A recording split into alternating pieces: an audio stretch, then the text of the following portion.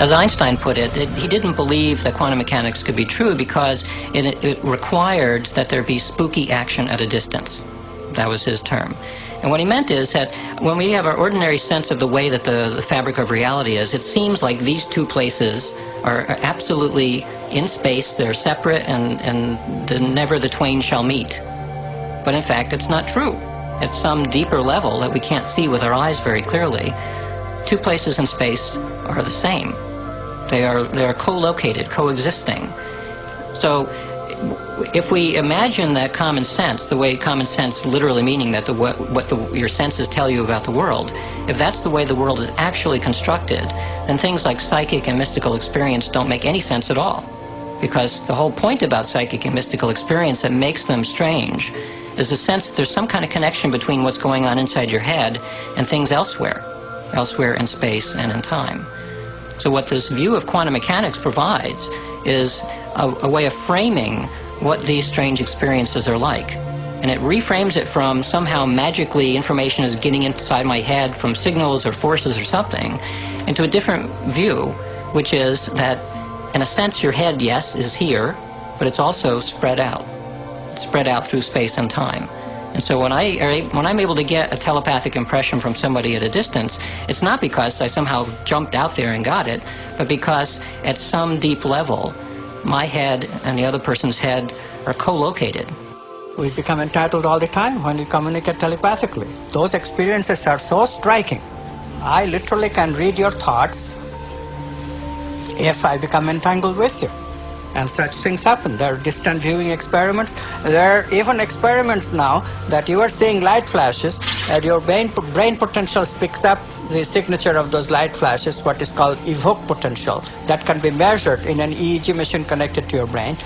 And I am sitting over there, no light flashes, I cannot see you, and still my brain potentials, because I am correlated with you in terms of intention, I intend to be directly communicative with your experiences. That intention produces me, gives me the capability of simultaneously having the similar brain potential in my brain. It was first done by Jacobo Greenberg at the University of Mexico and now repeated by Peter Fenwick in London.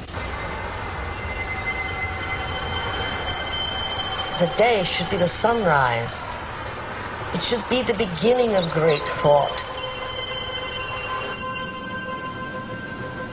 I wake up in the morning and I consciously create my day the way I want it to happen. Now sometimes, because my mind is examining all the things that I need to get done,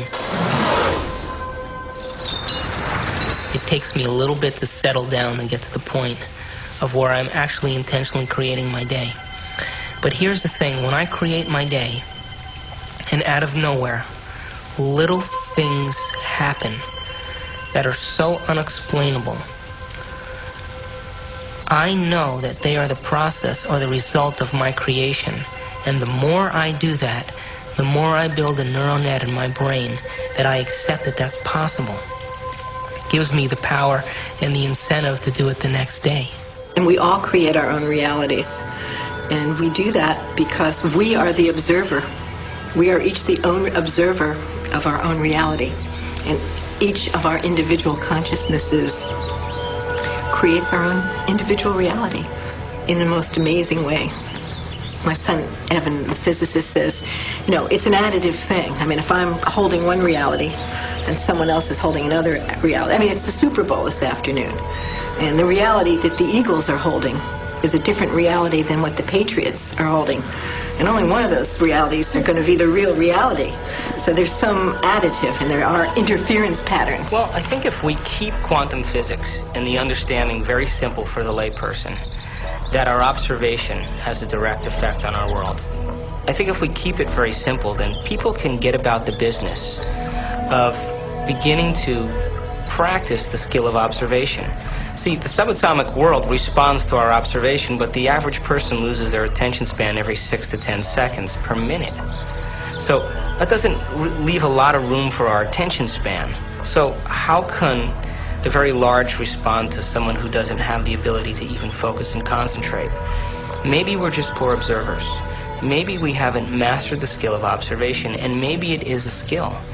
And maybe we're so addicted to the external world and so addicted to the stimulus and response to the external world that the brain is beginning to work out of response instead of out of creation. If we're given the proper knowledge and the proper understanding and given the proper instruction, we should begin to see measurable feedback in our life.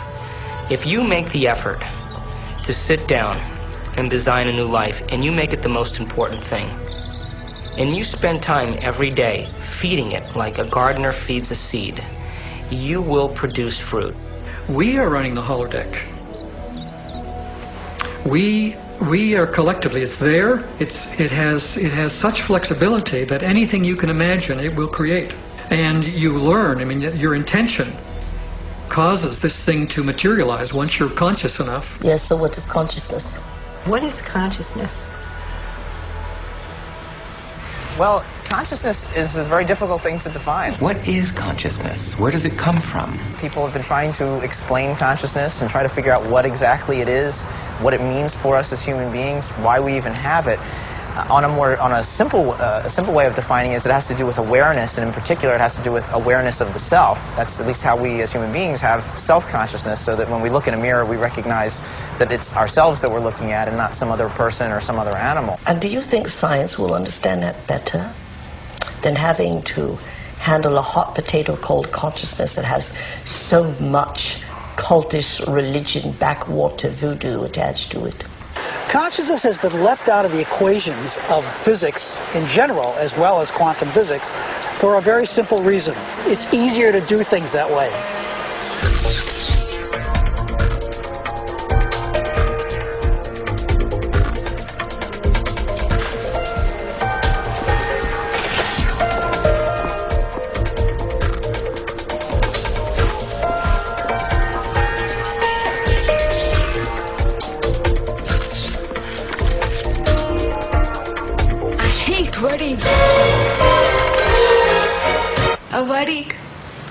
Come on, blink.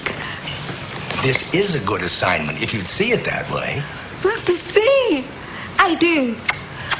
They did. Oh, God, Amanda. I mean, you live in your past. I mean, everything with you is about what happened. You hate churches. You hate weddings. You hate guys. Consciousness, we have great trouble defining it. To me, consciousness is a byproduct of spirit entering dense matter. But we have a long, long way to grow before we get to the stage where it is meaningful for us to ask the question, will we know God? Most people think of God as that great figure in the sky with the white beard who's scrutinizing the human race from above. They see us here on earth as in some form of neutral testing ground, where we're placed by God for a period, and God watches from above, registering the scores on his laptop as to whether we perform according to his designs or whether we're offending him, as it's put. An absolutely outrageous idea. How could we offend God, the type of God that people believe in? How could it matter so much to him? How could it, above all, matter that he would find it so serious a situation that he could condemn us to an eternity of suffering? These are bizarre ideas, but obviously they have a great hold on the fears and the limitations and the insecurities of people, which is why religion can play so effectively, whether deliberately or otherwise, on those insecurities. People fall into line very readily when they're threatened by these cosmic sentences of everlasting punishment. How in the Ten Commandments could we have possibly created a mind that could transcend space and time? No, we're too busy keeping our emotions in check to ever dream of infinite possibilities. And maybe that is the ultimate conspiracy. Even though a given person may have long ago thrown off the trappings of religion, they still live in the religious mold, and they don't even know it. But their whole conception of how reality works is all something that has been molded by religion. So until you get that out of your system, you can't ever make it go. of an evolutionary perspective.